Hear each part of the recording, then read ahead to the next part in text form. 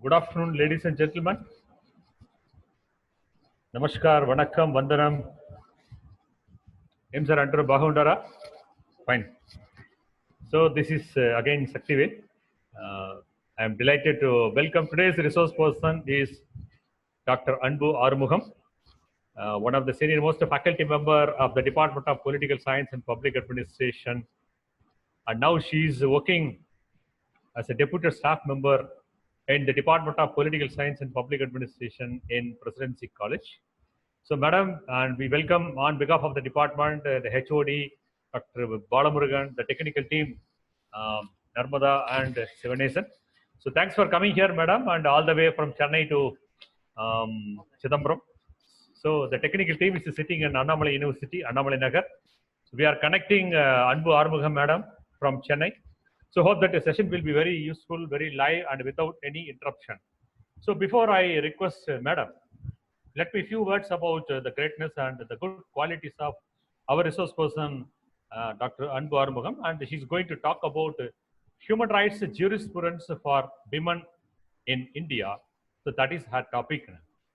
And Madam Anbu Arumugham is a fellow of American Public Administration, that is American Society for Public Administration, ASPA, a very dynamic and active leading public administration organization in United States of America.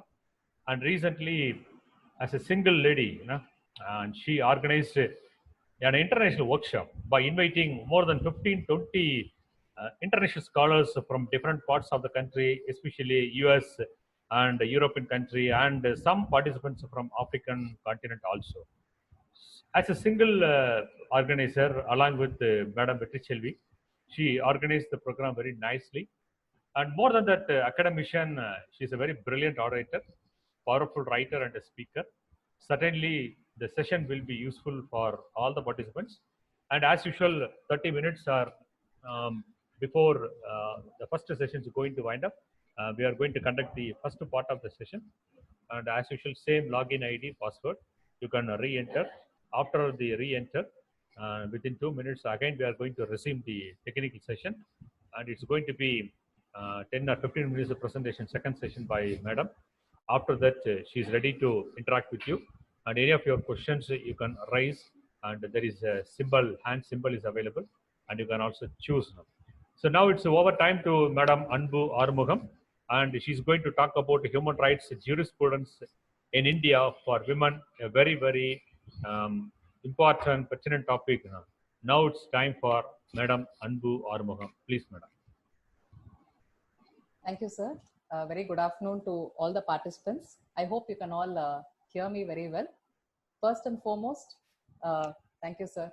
I would like to thank my alma mater, my university, and my Department of Politics and Public Administration, the HOD, and Dr. C. Subramaniam, sir, and Dr. Shaktivel, sir, for giving me this wonderful opportunity and introduction to meet so many people from across the length and breadth of India.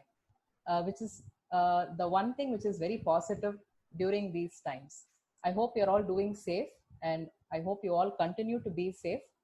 And this virtual conference is another opportunity to keep learning. Learning can never stop, should never stop. Learning is the only thing that differentiates us, practitioners, academicians, students, even us academicians. We have to keep ourselves updated and learning and spread the awareness among fellow students and research scholars like all of you. It's an absolute pleasure, and I hope you all enjoy the session and also raise your doubts or share any opinions that you might have, because this is one of the most interesting topics. I wouldn't want to use the negative word controversial. It's a very important topic, as Dr. Shaktivel sir rightly pointed out. In this day and age of sustainable development goals, when the world is a very global place, it's no more a single place. I think COVID-19 has proved globalization in a very literal sense. We are all connected and disconnected at the same time. So gender equality and human rights is a very overlapping theme, which is currently occupying an important place in any kind of human rights narrative. So let me take you to the lecture. I have prepared a few slides which talk about the development of human rights jurisprudence in India, particularly for women. I'm going to share my screen. Just hold for a second.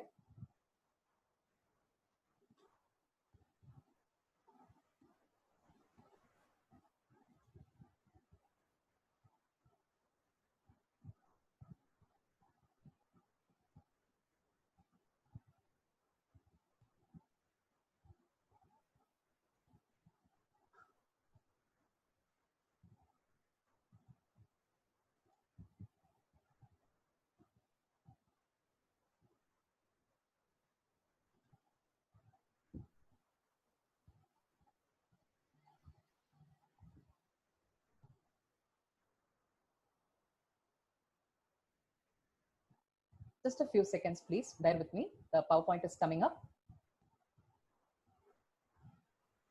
I hope you can all see the slide. When we talk about women's rights from the perspective of human rights, we have to understand everyone is aware of the Constitution of India and the provisions that the Indian Constitution has given from the fundamental rights, directive principles of social policy. But the only dimension of understanding Constitution of India is not enough to understand human rights evolution or jurisprudence in India. We also have to combine a few perspectives. One, definitely, it starts from the Constitution of India. Secondly, we are a country, one of the most important democracies in the world today. India is the largest democracy in the world today. India is also a very important democracy in the world today, which is a very highly respected democracy in the world among the countries, which has a very good practice of conducting general elections every 5 years. It does not suffer from any kind of other types of rule, especially after its independence. So India is a very important country internationally, in the United Nations, in the regional level, and in the South Asian and Indian Ocean level also. So international human rights are also binding on India. And India is a signatory to a lot of international human rights mechanisms, from where we also derive some kind of jurisprudence with regard to human rights for women. Thirdly, legislative rights. Constitution was framed and adopted before independence. Just before independence, the Constituent Assembly set up with a task. They completed the task, and the Constitution of India was adopted in 1950, which we are all very much aware. But is the Constitution rights alone enough for human rights with regard to women? No. The answer is definitely no. That is why we have the third dimension, which talks about legislative rights.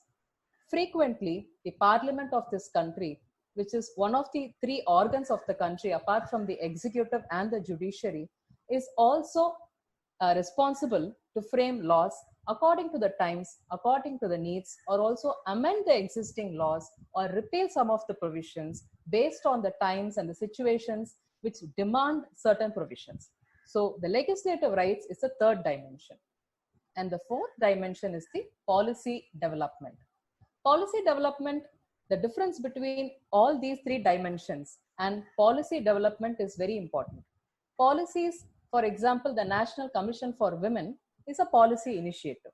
So likewise, a lot of initiatives have been framed by several leaders, several governments ever since our independence. We are into our 74th year of independence. And in 2022, we'll be celebrating our 75th year of independence as a country, which is going to be a very proud moment and a huge occasion. So a lot of signature, unique policies have been developed by leaders, prime ministers, several initiatives. So for women, these have to be also studied in order to understand what are all the jurisprudence with regard to human rights and women. So there are more dimensions, but these four are primarily very important to get a brief understanding about human rights jurisprudence.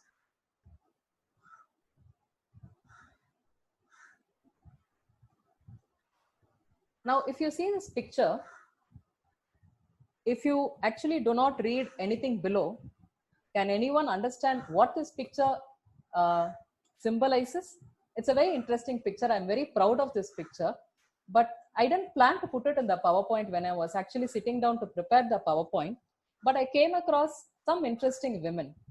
This picture has some very important personalities who most of them probably are not with us anymore due to age.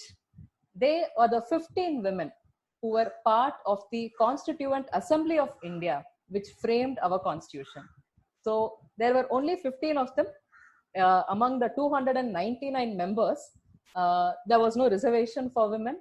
They were automatically elected. As you can see, almost a lot of people from Madras Presidency. Tamil Nadu as a state evolved much later. Before independence, it was the Madras Presidency, as you may all be again aware. There are many people from Madras, Durgabai Deshmukh, Armu Swaminathan, then from Travancore, Annie Mascarenhas, Renuka Ray, very famous lady from West Bengal, Sarojini Naidu, she's from Bihar, Sucheta Kriplani from United Provinces, and of course, Vijayalakshmi Pandit, the first woman, to be the General Secretary of the United Nations from the United Provinces. So these were some of the illustrious and eminent women who were actually part of the Constituent Assembly, which we will take forward to understand some of the human rights which are exclusively provided for women in our constitution.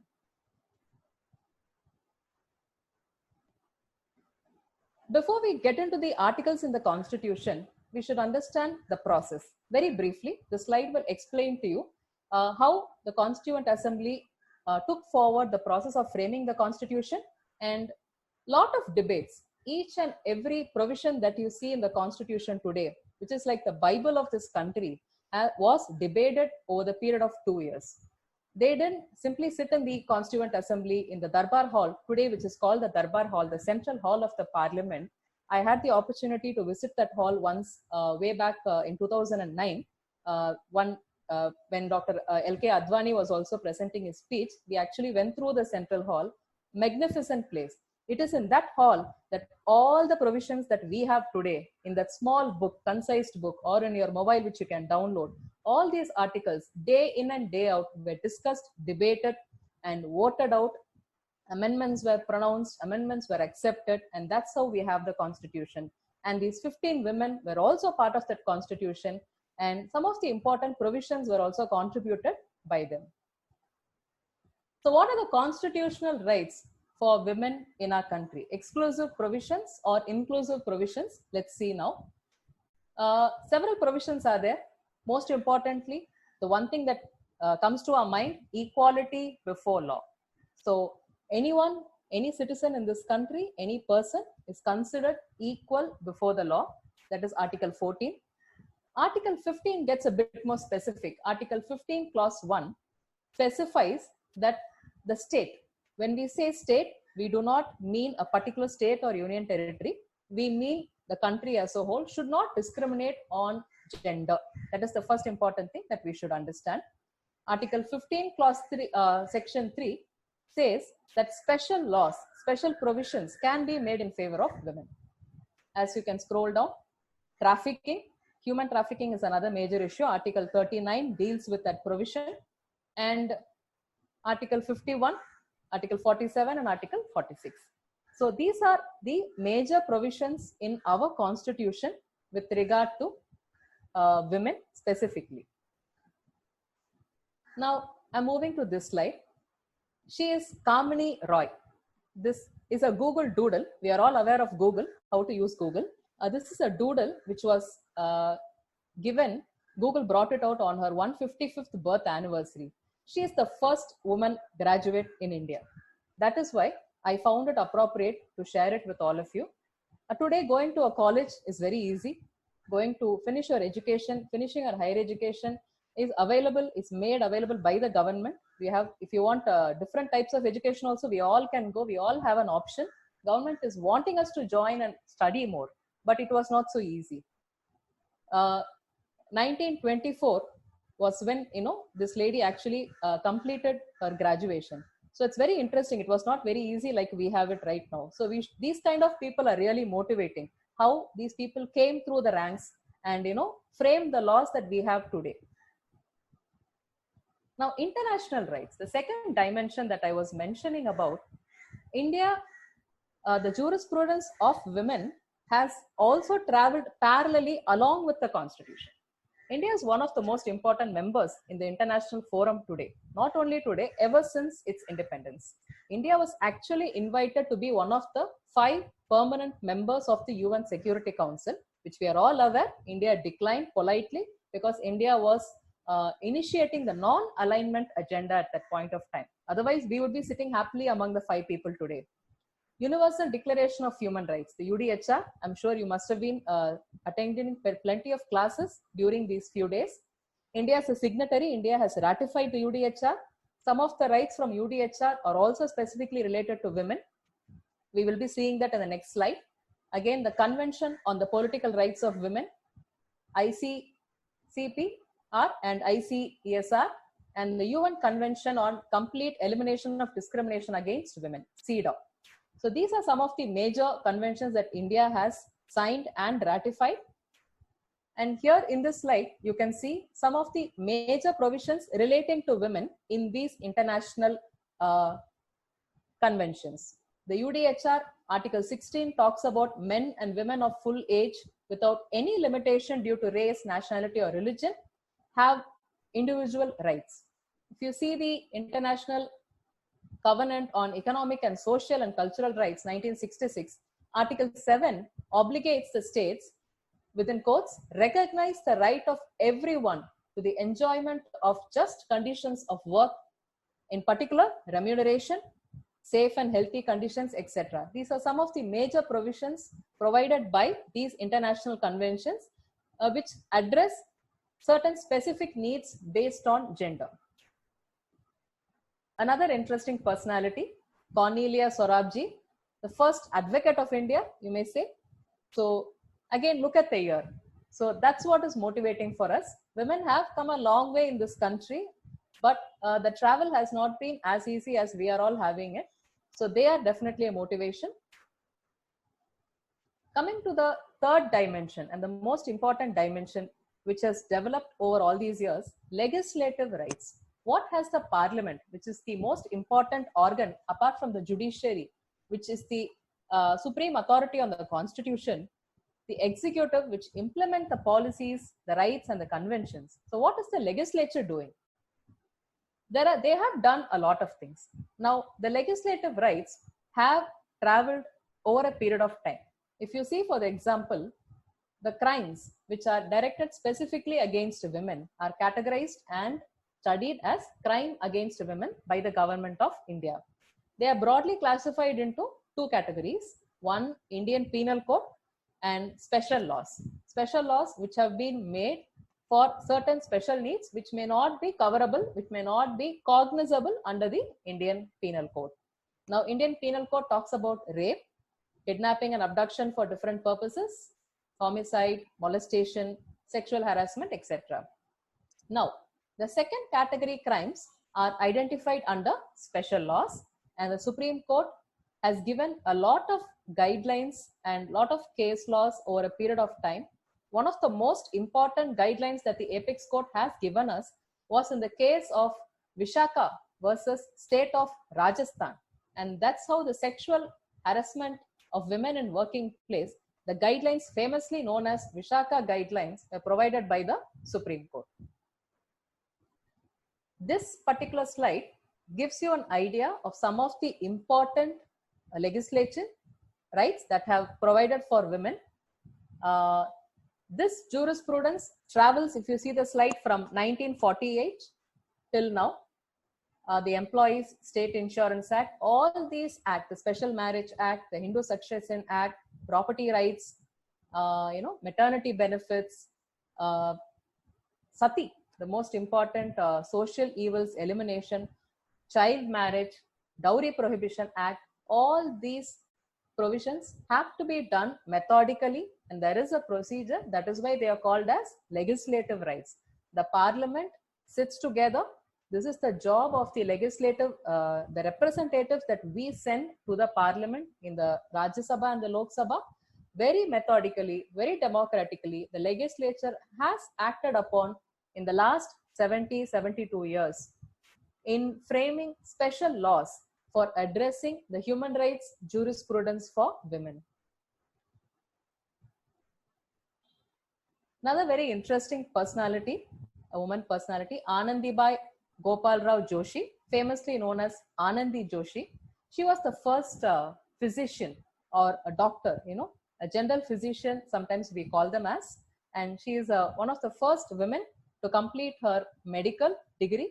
But she passed away very early, as you can see. She was suffering terminally ill, but she did complete her exams and she was awarded the degree. And even after 1887, we can still today, we are in 2020, we can still recall the first woman doctor of this country. I'm coming to the fourth dimension. This is the policy development. I would like to spend some time in this slide and explain the policy development. With regard to human rights jurisprudence in India, this fourth dimension is very, very important. These do not fall under international obligations. These do not fall under the realm of the constitution. And these definitely do not fall under the legislative rights. For example, the Beti Padhao, Beti Bachao. This can be considered as a policy initiative for sex ratio. India's sex ratio is a major problem. So it is very low. And in fact, in the last decade, India has performed very, not in a very expected level with regard to improving the sex ratio of women in this country. So that scheme was particularly framed in order to protect unborn girl children and also newly born girl children across India by our current Prime Minister. These are all called as policy initiatives.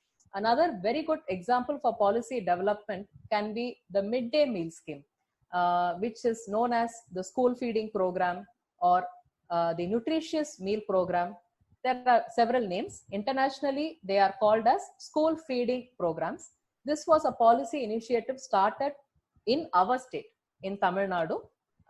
It was started before independence also. Way back in 1924, the oldest corporation in India, the Madras Corporation at that time, tried a similar program. But it was purely a philanthropical aspect to bring more children to school. More children meaning more women also. So then Kamaraj, our former CM, Dr. Kamaraj, he implemented this scheme in Chennai, but it couldn't be expanded. But it was Mr. MGR, a chief minister in 1982, who expanded the program across Tamil Nadu, and now it's a national level program. This program is an example of the policy development which has enabled a lot of girls to attend school. That is an important thing which you should remember when we understand what is policy development and how it fits into human rights jurisprudence. Now let's go to the slide. The National Committee on the Education of Women, way back in 1958-59, this particular committee was formed by the then government. After independence, India's position was not a very great one. We were suffering because of poverty, famines. We were having wars with China and Pakistan at the same time. And in the 70s, we also had the internal emergency in India. The first 2-3 decades after independence was a very important period in India's history. We really struggled after the independence. We didn't have it very easy. Even independence was not easy. The immediately post-independent period was also a very difficult period for India. In spite of that, some initiatives were taken for gender, for human rights of women, the National Committee, but it all remained on paper. It never ventured into beyond the aspect of a policy document. Then in 1974, the most important contribution was the National Committee on the Status of Women. This particular committee was appointed, and they submitted the report to Ms. Indira Gandhi, the then Prime Minister of the country. And the committee actually made the statement that women in India are not equal. They are suffering several biases. These were recorded by the committee at that particular. Imagine India in 1980, 1970s, and 1980s. Gender was not a major concept or a major focus. India could not afford to focus on gender because it was suffering from all fronts. So gender was pretty much a last priority, though they were still talking about it, forming committees, and the constitution provided all these mechanisms. Then this committee was let's say an icebreaker. It provided the reality the committee which formed of very great people. Veena Mazumdar was heading the committee, and they presented such a strong document, a policy document, and it was acted upon. And based on that, a lot of initiatives were taken. 1977-78, we can see they talk about rural development of women. It's an important committee. And then you can see the slide. From time to time, the government has stepped up. Definitely, we cannot say the government has not taken initiatives. The government has stepped up and formed several policies. You can see the National Education Policy, again amended in 1992. Now we are looking at a new education policy, National Health Policy, National Action Plan for Girls, National Nutrition Policy. So all these policies together had a lot of provisions for human rights jurisprudence of women. That is how step by step we have achieved what we have achieved today.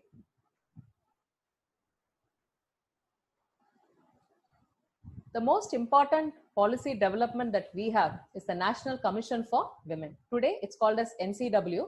It was set up in 1992. Any complaint, any authority, the National Commission for Women is authorized to take action. It is based in Delhi. They also have state commissions, and complaints can be directly routed to the National Commission for Women. They are similar to the National Human Rights Commission and also to the State Human Rights Commission. It's a very important authority. They also review the constitutional and legal safeguards for women and recommend legislative measures, most importantly. The human rights jurisprudence in India has now reached a very critical point. Now today, talking about gender is not considered as a non-priority area. After 70 years, India has now reached a point where gender equality and providing equal and paritable human rights is considered as a normal thing. It's expected from a country like India. Now, coronavirus, the COVID syndrome that we are undergoing right now, has also been a very challenging time for the human rights for women. So India has reached a point where it cannot go back. It is improving, and a lot of mechanisms have been put in place. A lot of laws have been brought about in the last 70 years, and a lot of changes have been made to the existing laws in order to accommodate the needs of the times. So we can definitely look forward to the next decade with positive ideas with regard to human rights jurisprudence for women from our country. And India has to be an example to the world. That is the expectation that the United Nations and the regional bodies are also having from India. So in that sense, India's population also, if you look at it, 48.3% of India's population are women. Nearly half, almost. So another 2-3 years and you will find, after the 2021 census, you might actually find more women in India than men. So the better half of this country should not feel they are the bitter half of the country. That is the most important idea behind studying this particular topic. So we should also be aware that as a country, India has traveled, when we see the laws and the 4 dimensions, India has definitely done a lot more in bringing about positive changes in the lives of women, but there is definitely room for improvement. A very interesting slide. She is Kadambini Ganguly. Again, she is from Kolkata. Now Kolkata, at that time Calcutta. Again, one of the first trained physician to graduate in South Asia at that point of time, way back. And how tough it must have been for women like her to actually graduate and come out and shine during those times. It's a very easy thing today, but definitely, believe me, it was not very easy. It was unimaginable for women to cross these hurdles and become achievers that even after 100 years, 120 years, we recall them and we talk about them. Talking about women is very important in the sense that what women have achieved in the last 20 years, 30 years is not attractive enough for me to put it in this slide. But what these women, they were all path-breaking women who had to fight so many stigmas and come out and stand as examples for all of us today. So that is very attractive for me to share with all of you. I hope you also find it very interesting and intriguing to see how these women must have come out of the shadows, come out of their families, fought their belief system, you know. So sometimes uh, all these feelings that women have are also internalized by women themselves. It's not only imposed. So how to break these stereotypes 100 years back is unimaginable. So I salute these kind of women. These women are real role models for us, and our very own Dr. Muthulakshmi Reddy, the first legislator in this woman legislator in this country. We should not forget her also. Standing in elections today, that will be the second part of my lecture with regard to human rights jurisprudence for.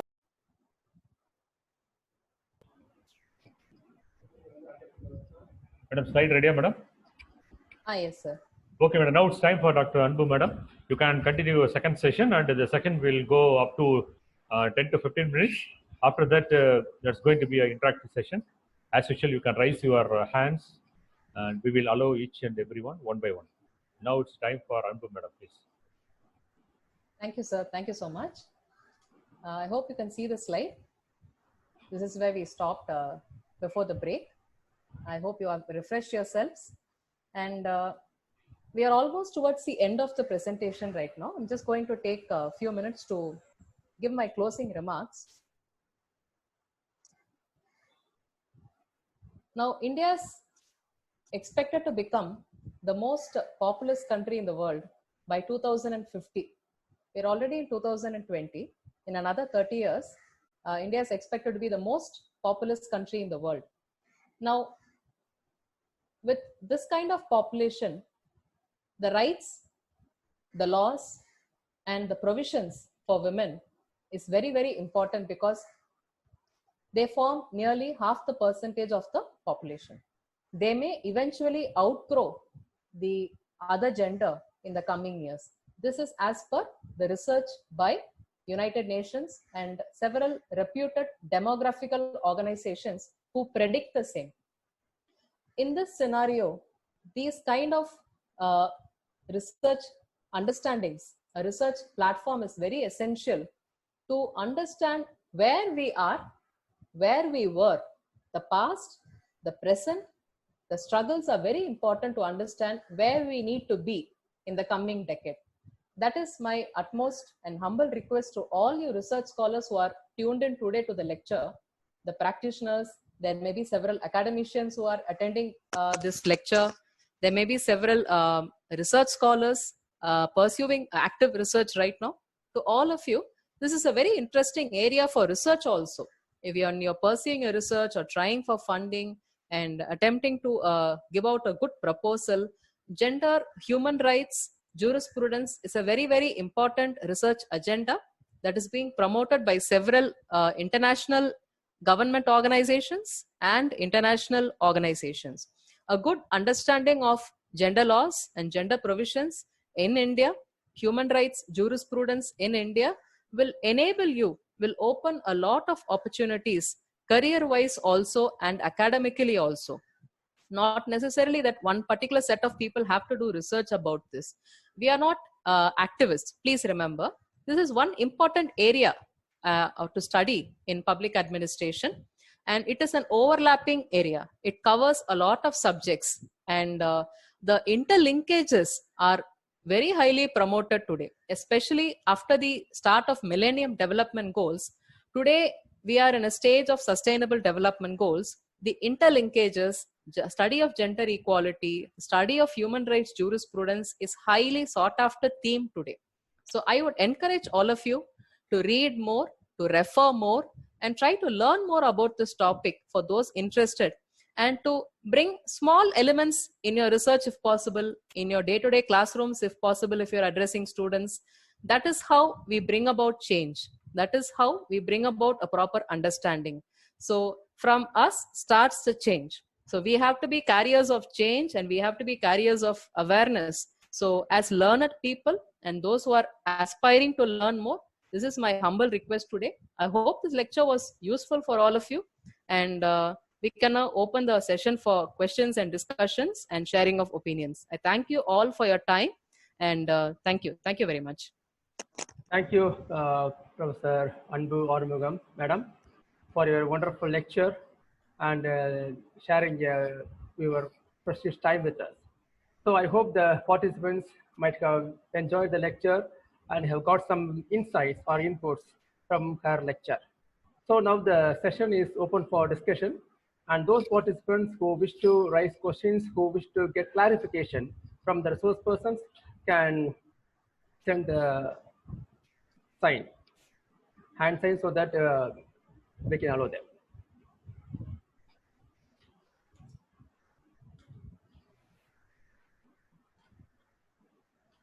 Please unmute Anak. Hello, good afternoon, madam. My name is Anak, and I'm researching on transgender policy in Kerala. Madam, my question is that the state government Human Rights Commission and Women's Commission, also the National Women's Commission, has come out with a report that there are chances of marital rape as well as domestic violence against women. So, apart a declaration or apart a notice from them, what should the government, either governments, that is state governments as well as central governments, should have been done to prevent these marital rape and domestic violence during this COVID-19 or this era of lockdown? Can I go ahead and answer the question, sir? Yes, madam, you proceed. Yeah. Thank you for the question. It's a very, very important question that you have asked. I really appreciate you for that. To be very brief, so that we can have more participants asking us, during this time, domestic violence, specifically the two important things that you have quoted, have been on the rise. There is no denying that. Across states, across union territories in India, some states have developed specific helplines where you can call and report. And in Tamil Nadu also, they have developed a helpline where you can call and report. Initially, there was not much focus on this particular issue. As the lockdown started getting extended from 1 week to 2 weeks to 3 weeks, all the the residual effects of the lockdown are starting to come out now, and these are having very terrible effects. But during this time, the focus again is entirely on disease prevention, and the migrants issue is overshadowing this particular issue that we are talking about. But family does not mean four walls, but today we have been restricted to four walls, if anyone has four walls. So within the four walls also, lot of issues are being reported. It's a very difficult time for a government also to handle this very sensitive issue. We have religion, we have caste, we have poverty, which are all hurdles when we are handling these issues. Addressing them is very important. The government is ensured right now by setting up helplines. That is the only mechanism they have done so far. We have national helplines, and states have designed specific helplines in each of their states. So not all states have suffered this problem. Probably Northeast, these issues have been probably less. If I'm wrong, please correct me. But as I've been reading in the newspapers, so what we can suggest is, if they have to report also, they have to come out of the house. It is very, very difficult time for women and those who are suffering under these issues. When government is again and again ensuring that we don't come out of the house, so reporting becomes an issue. Access to help becomes an issue. The digital divide that India has, that is also a major problem right now. Thank you, madam, for your answer. Now I unmute Anand and unmute 884070. Please log in with your name instead of number. Some of the participants even now log in with their numbers. That is number of their brand name phone made by there. Now I am unmuting 884070. Please, you can ask the question now. Hello, ma'am. Yes, please go ahead. Good afternoon. Good afternoon, ma'am. My question is, what is your opinion on adultery judgment? I hope I got on adultery. What she is asking, adultery. what opinion about adultery? Adultery judgment. It was given in UNICEF Abdul Azim State of I think I have received your question. Adultery judgment specifically that you're asking. What provision are you referring to, ma? Particularly, what is your concern in that judgment? I mean, the section 497 5. Okay. And which also contradicts section 198 of criminal procedure code. Okay. See, adultery judgment specifically, I'm not a legal expert, I must agree. Definitely, I'll get back to you with the thought. So I'm not going to fool around and say I know all the answers for all the sections that you're asking. Let me be very honest and frank.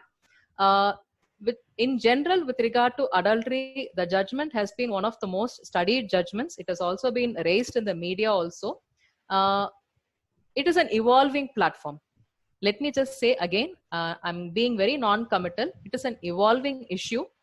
India does not have uniform civil code. That is one thing which we all should understand before we take out a single judgment or a single section and analyze that. When we get immersed sometimes in a particular issue, as researchers and as students, we should always please understand where the judgment comes from. India is a country which is diverse. We are a very secular country. So we have also allowed for personal laws of all the religions. This was one of the most controversial decisions during the time of Constitution also. Even if you read the Constituent Assembly debates, the debates of Dr. Ambedkar himself, who was the head of the drafting committee of the Constitution, there were a lot of debates on allowing for personal laws. But eventually, given the situation in India, the decision was taken to provide specific personal laws for each religion, be it Hindu personal laws, Muslim personal law, and Christian personal law. These are the three most important religions by population in India. So when you talk about adultery, each religion has a very separate, distinct view, practice, which have evolved, which are still evolving. So it is from a purely academic point of view, the answer will be very different. But from a community point of view is what we have to understand these issues. We hope the legislature is also made up of human beings like us. They have more precious. They are also addressable to the large constituency, that is the entire population of this country. The vote bank is also involved. The religious sensitivity, which we are seeing even amidst the COVID-19, how religion initially, one single source event was also blamed, and how it became a point of contention, even in spite of this pandemic that we are. These are smaller, finer aspects which you should put in context before we understand a judgment. So even if you, for example, I can take a parallel between the Ayodhya judgment, how they had to bring about, beyond just providing a judgment based on just the documents that they have and the evidence that they have, they also had to take into consideration the community participation and community peace in India. So did the judiciary have to do that? That is another question for another day. But they did that, and we have some peace in India. If they didn't do that, if they had provided a judgment simply based on facts and situation, we don't know what kind of situation we would be right now. The same thing with the adultery judgment. You have to put it in context and try to read more about whether this judgment is suitable right now, given the position India is in right now. That is the way we should start looking at apex court judgments more specifically. I hope I have answered your question. Thank you, madam. Thank you for the answer. Now I unmute Ms. Sugandhi. Ms. Sugandhi, you proceed. You go ahead. Hello, good afternoon, ma'am. Good afternoon, ma'am. Ma'am, I am working in rural area, ma'am. Still, the parents doesn't have awareness about the education, ma'am.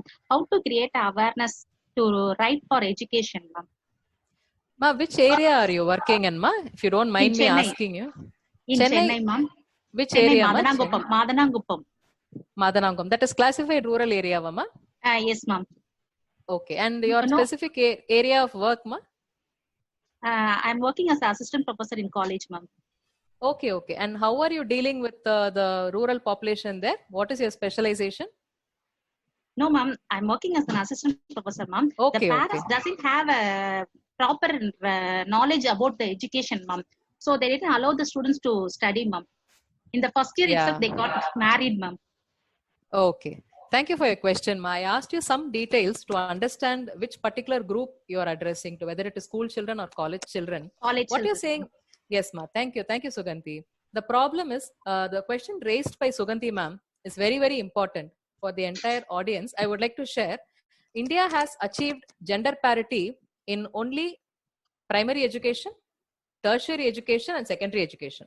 But India has not achieved gender parity in higher education. That is what Sugandhi ma'am is referring to, if I'm not mistaken, which is very, very important right now. India has successfully pushed women children to schools.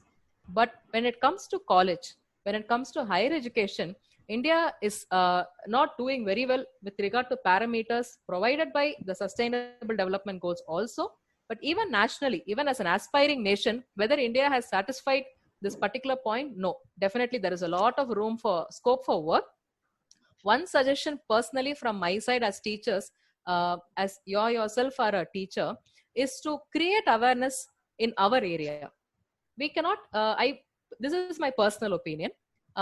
If we can create a change by at least bringing the children in our locality to our colleges or our schools, definitely as a teacher, as a learned person, as a person who is responsible socially, definitely we can bring about a change. It takes some kind of social ice breaking.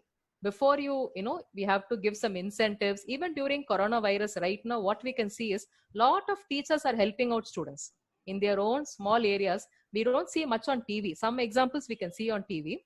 They provide them rations, they provide them money, sustenance, so that once this period is over, they should come back to school. That is the idea. So likewise, you can also individually try some initiatives within your college surrounding area, create some programs on Human Rights Day, National Voters Day, invite the parents to come and participate, provide some kind of sustenance if you can, get local philanthropists to help you. Once you start crossing that bridge step by step, eventually they will all come back to the college if the education is going to take them somewhere. Definitely. Thank you, ma'am. Thank you for your answer. Now I am unmuting Divakara.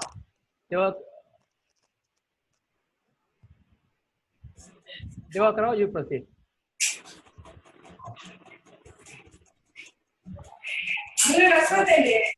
Divakara, you are online now. Your microphone is unmuted. Now you can proceed asking questions from the resource person.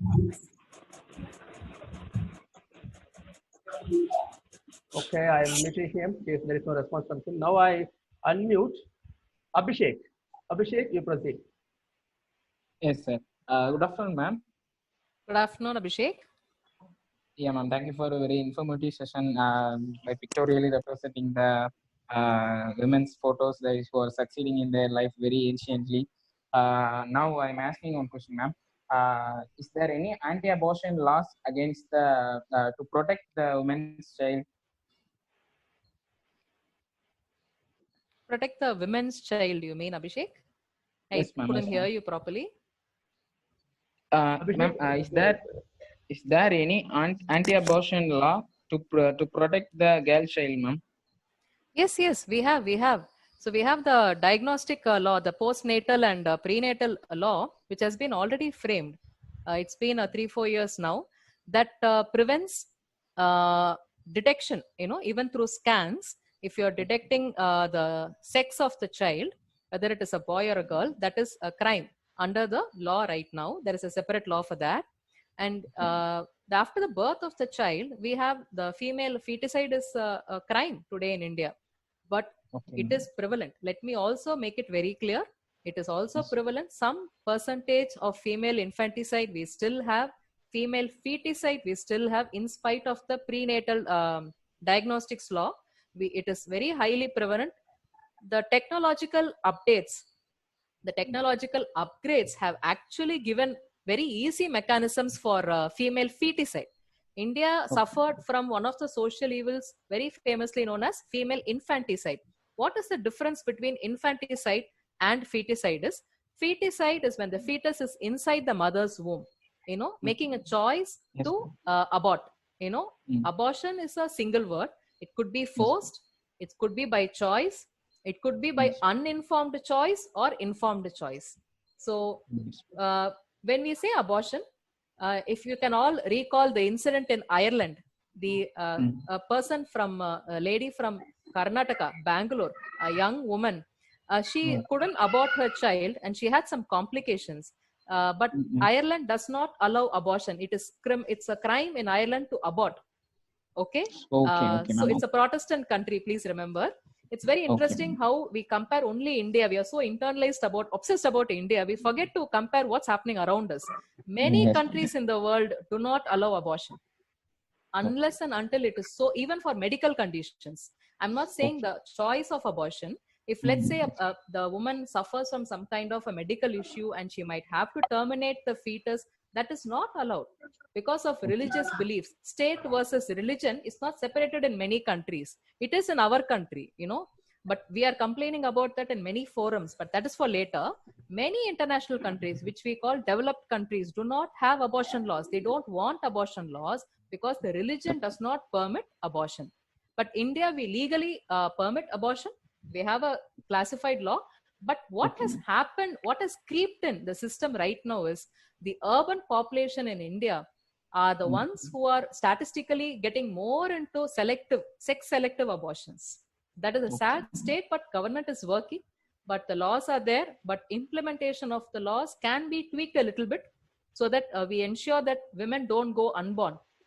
If you're interested in reading about this, you should read Amartya Sen's 1990 article. Yes, he spoke about missing women in the world. He estimates in 1990, he wrote this article, one of the most cited articles about how 100 million women were missing in the world. They are called as missing women because they're unborn. Okay, they're not born, they're unborn. So when you talk about abortion, I can only recall Sen right now. So, but yes, we do have laws, definitely. Thank you, madam. Thank you for your right answer. Now, there is going to be 2 more questions only. Now, I'm unmuting Katie Sangma. Katie Sangma, you go ahead and ask questions. Good afternoon, ma'am. Good afternoon, ma'am. Yeah. What is the difference between gender equality and women's empowerment? Are you a researcher or a student? If you don't mind me asking you, Katie Sangma. Researcher, ma'am. And what are you doing? A doctorate or MPhil level? Or postdoc? PhD, ma'am. Excellent. Thank you for sharing. I simply asked because an academic question needs to be answered academically. But if it's a general awareness question, it has to be approached in a different manner. That's why I asked you. I hope you don't mind. Okay. Gender equality and women empowerment can be used differently, can be applied differently, but they sometimes also mean the same thing. It depends on how you apply the concept. Gender equality as a concept is different in India. Women empowerment is different. Gender equality refers to individual rights. So as a woman, you and I, we have certain individual needs based on our gender. We have certain individual rights based on our gender. Like for example, equal pay. Just because I'm a woman, I shouldn't get inferior amount of pay when I do the same designation and the same work. My physical ability cannot be, measured by my gender. So that is gender equality. To give you an example, women empowerment is plural. It is for the entire gender. If a single policy can be, for example, the right to vote. India was one of the first countries, again, I'm very proud of the constitution, which is the Bible of this country, to provide adult franchise, universal adult franchise. You may not be aware, many of you should again look up. Many countries were very late in providing the right to vote to women. Even now, there are some countries which do not provide women right to vote, which is one of the most basic rights. You don't have to be a woman. All you have to be is a human, a knowledgeable human who is normal, who is allowed to go and vote. You don't have to be a man or a woman, or the third gender. So that was called as empowering women. But that doesn't come under gender equality, right to vote. But for example, the constitutional right of equality, or what Abhishek asked right now about abortion laws, those can come under gender equality because it affects you as a individual by virtue of being a woman, by virtue of belonging to a particular gender. If you ask the third gender, their rights are just evolving. They need to reach our level before all the 3 genders are considered paritable, not just equal. Equity is very important. Equality is one thing, equity is another thing. Okay. Thank you, ma'am. Thank you, madam, for your wonderful reply. The last 2 questions now. I just unmute again. Divakara. Divakara, are you online now? So no response from him. So with these responses, And I thank the participants and very particularly the resource person. The resource person very effectively, I think, presented the theme in a detailed manner, very effectively. I, on behalf of the Department of Political Science and Public Administration at Annamala University, thank the resource person for their wonderful time with all of us. And I hope that the participants also might have enjoyed the session and might have got some input and information on the topic. Very importantly, the human rights jurisprudence in India for women. Very vital topic.